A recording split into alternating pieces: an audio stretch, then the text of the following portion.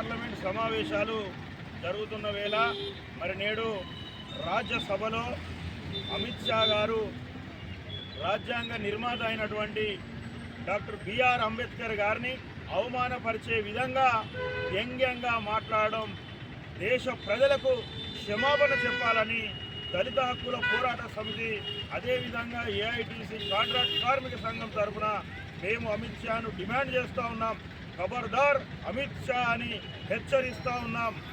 దేశానికే అతి పెద్ద రాజ్యాంగాన్ని నిర్మించినటువంటి మహోత్తర మేధావి అయినటువంటి డాక్టర్ బిఆర్ అంబేద్కర్ గారిని అవమానపరిచే విధంగా, అంబేద్కర్ అంటే ఒక ఫ్యాషన్ అయిపోయిందని కించపరిచే విధంగా మాట్లాడుతూ ఉన్నాడు.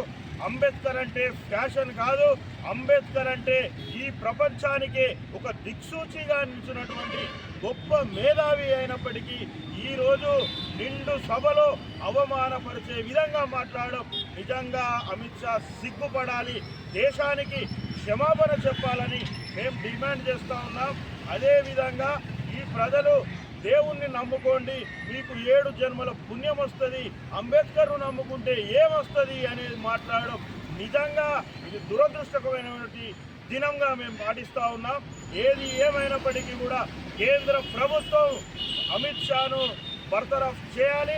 ఇదే దళిత బడుగు బలహీన వర్గాలు కలుసుకుంటే నీ బీజేపీ ప్రభుత్వ పునాదులు కూడా కదులుతాయని ఈ సందర్భంగా హెచ్చరిస్తూ మోడీ గారు వెనువెంటనే స్పందించి అమిత్ షా గారిని దేశ ప్రజలకు క్షమాపణ చెప్పాల్సిన బాధ్యత మోడీ పైన ఉంది.